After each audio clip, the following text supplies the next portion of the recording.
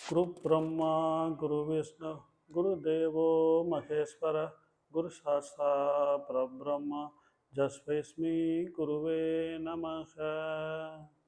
என் ததேந்திர வணங்கி என் அனைத்து குருமார்களையும் வணங்கி எனக்கு ஜோதிடம் கற்றுக் கொடுத்த என் பொது குடும்பத்தை பாதம் தொட்டு வணங்கி இந்த காணொலியை ஆரம்பிக்கிறேன்.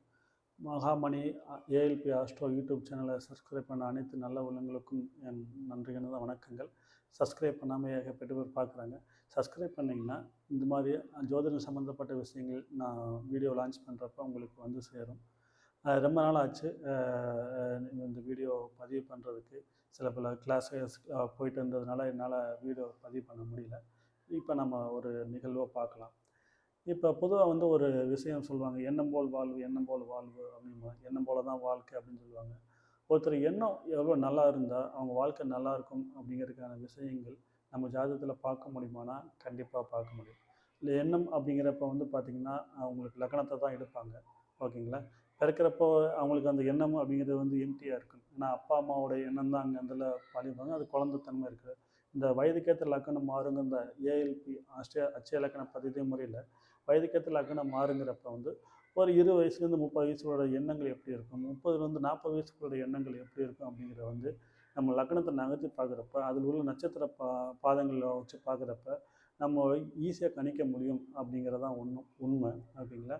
எண்ணம் அப்படிங்கிறது வந்து லக்னத்தை பார்த்தாவே நமக்கு அவங்களோட என்ன மாதிரி எண்ணங்கள் உள்ள ஒரு மனிதராக இருப்பார் அப்படிங்கிற விஷயத்தை நம்மளால் ஈஸியாக புரிஞ்சிக்க முடியுங்கிறதுனா கண்டிப்பாக புரிஞ்சிக்க முடியும். ஏன் அப்படின்னா ஒருத்தருக்கு எண்ணம் நல்லா இருந்தால் அவரோட செயல்பாடுகள் நல்லாயிருக்கும். ஏன்னா எண்ணம் தான் செயலாக மாறுது, செயல்தான் பழக்கமாக மாறுது, பழக்கம் வழக்கமாக மாறுது, வழக்கம் வந்து ஒரு முறையாக மாறுது, அது ஒரு வீட்டோட முறையாக மாறுது, ஒரு வீட்டோட முறையாக இருக்கப்போ அது ஊரோட முறையாக மாறுது, அந்த ஊரோட முறையாக இருக்கப்போ அதோட அந்த ஸ்டேட்டோட ஒரு முறையாகவே மாறுது, அந்த ஸ்டேட்டோட முறையாக மாறுறப்ப அது ஒரு நாட்டோட முறையாக மாறுது. ஒரு நாட்டில் ஒரு நல்ல விஷயம் ஃபாலோ பண்ணுறப்ப அது உலகத்துலேயே ஃபாலோ பண்ணுற சுச்சுவேஷனாக அமையுது அப்படின்னா கண்டிப்பாக அது மிகையாகாது. கண்டிப்பாக அதுதான் உண்மை. ஓகேங்களா?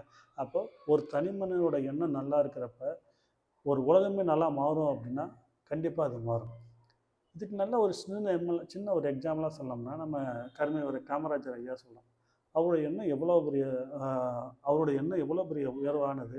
தன்னை வருத்தி கொண்டு மக்களுக்காக நல்லது செய்யணுங்கிற எண்ணம் அப்படி இருந்தனால தான் அவருடைய எண்ணத்தோட அலைகள், அவரோட எண்ணத்தோட வலிமை அப்படிங்கிறது ரொம்ப அதிகமாக இருந்தனால தான் இந்த அளவுக்கும் இன்றைய நாளுக்கும் வந்து காமராஜர் ஆட்சி கொண்டு வரணும், காமராஜர் கொண்டு வரணும் அப்படிங்கிற எண்ணம் வந்து இருக்குது. அவங்க ட்ரை பண்ணிகிட்ருக்காங்க அப்படின்னா அவர் எண்ணத்தில் எவ்வளோ தூரம் அவர் ஆழமாக இருந்தார், அந்த எண்ணத்தை அப்படி எவ்வளோ தூரம் செயல்படுத்தினார். இதுதான் ரொம்ப ரொம்ப முக்கியமான விஷயம். ஸோ நம்மளோட எண்ண அளவுக்கு அவ்வளோ வலிமை இருக்குது அப்படிங்கிறது இதுலேருந்து புரிஞ்சுக்கிங்க. இன்னொரு எக்ஸாம்பிள் பார்க்கலாம் அப்படின்னா எலான் மாஸ்க். அவரோட எண்ணம் எப்படி அப்படின்னா எதையுமே பிரம்மாண்டமாக செய்யணும், பிரம்மாண்டம் சொன்னால் அது பிரம்மாண்டத்தோட மக்களோட தொடர்பில் இருக்கணும் அப்படிங்கிற விஷயத்தையே நம்ம அவரோட எண்ணத்தில் பார்க்க முடியும்.